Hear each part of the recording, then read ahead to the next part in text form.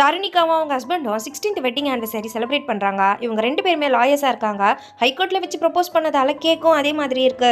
இப்படி செலிப்ரேட் பண்ணிட்டு இருக்கும்போது அங்கே நிறைய பேருக்கு மெசேஜஸ் வருது.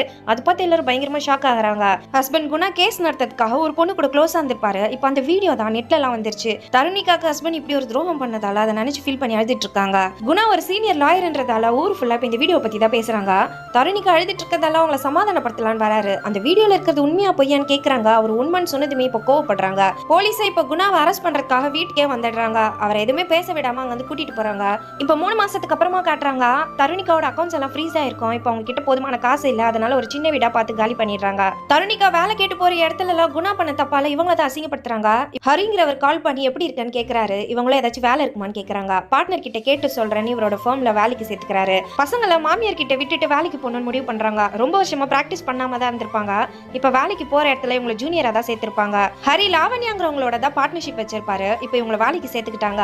உமர் ஜூனியரா இருப்பாரு. தருணிகா இல்ல உமர் யாராவது ஒருத்தருக்கு தான் 6 மாசத்துக்கு அப்புறம் பெர்மனன்ட் வேலை கிடைக்கும். லாவண்யா ஹீரோயினா ஒரு மைனர் கேஸ் விஷயமா கோர்ட்டுக்கு அனுப்புறாங்க. அந்த மைனர் பொண்ணு கிட்ட இருந்து 8 முறை கருமுட்டி எடுத்திருப்பாங்க. இதுக்கு அம்மாவும் ஸ்டெப் ஃபாதரும் உடனே இருந்திருப்பாங்க. இந்த கேஸ் விஷயமா தான் இப்ப தருணிகா வந்திருக்காங்க. லாவண்யா வந்து ஆர்குமெண்ட் பண்ற வரைக்கும் ஜட்ஜி கிட்ட டைம் கேட்க சொல்லிருப்பாங்க. ஆனா ஜட்ஜ் எங்களுக்கு என்ன வேற கேஸ் இல்லையா, ஒழுங்கா ஆர்குமெண்ட் பண்ணுங்கன்னு சொல்லிடுறாங்க.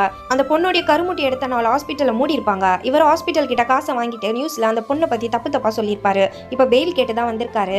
ஆனா ஹீரோயினும் பெயில் கொடுக்க கூடாது, ஒரு மைனரோட டீடைல்ஸை எப்படி நியூஸ்ல சொல்லலாம், அது தப்புன்னு சொல்றாங்க. இப்ப ஜட்ஜ் இவருக்கு பெயில் கொடுக்க மாட்டாங்க. ஃபர்ஸ்ட் கேஸ்லயே ஜெயிச்சிட்டதால சந்தோஷப்படுறாங்க.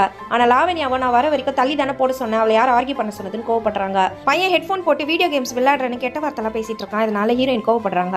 நீங்க எங்க கிட்ட மட்டும் கோவப்படுறீங்க, அப்பா கிட்ட கோவப்பட்டீங்களா, அந்த வீடியோ உண்மையா இல்லையான்னு விசாரிச்சிங்களா, அந்த வீடியோவை ஊரே பார்த்துருச்சு, என் ஃப்ரெண்ட்ஸ் எல்லாம் எனக்கு கிண்டல் பண்றாங்க, அவரால் அப்பான்னு சொல்லிக்கிறதுக்கே அசிங்கமா இருக்குன்னு சொல்றான். பையன் கோவமா பேசுறதால இப்ப ஹீரோயினும் அடிக்க போயிடுறாங்க. குணாவை பார்க்கறதுக்காக ஜெயிலுக்கு வந்திருக்காங்க.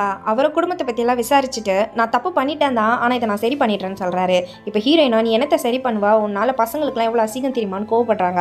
குணாவை ஜெயிலுக்குள்ள என்னோட உயிருக்கு ஆபத்து இருக்கு, எனக்கு நிறைய எதிரிங்க இருக்காங்க, என்ன எப்படியாச்சும் வெளியே கொண்டு வா, ரிப்போர்ட்டர்ஸ் கிட்ட போய் என் ஹஸ்பண்டை காப்பாத்துன்னு சொல்லி அழு, அப்பதான் சிம்பத்தினால எனக்கு பெயில் கிடைக்கும்னு சொல்றாரு. ஸ்கூல்ல பொண்ணு மாடியில உட்காந்துட்டு இருந்ததாவும் ஸ்டண்ட் காட்டியிருப்பா, இல்லைன்னா சூசைட் ட்ரை பண்ணிருப்பா, ஒழுங்கா வந்து கூட்டு போங்கன்னு சொல்லி பிரின்சிபல் கோவமா சொல்றாங்க.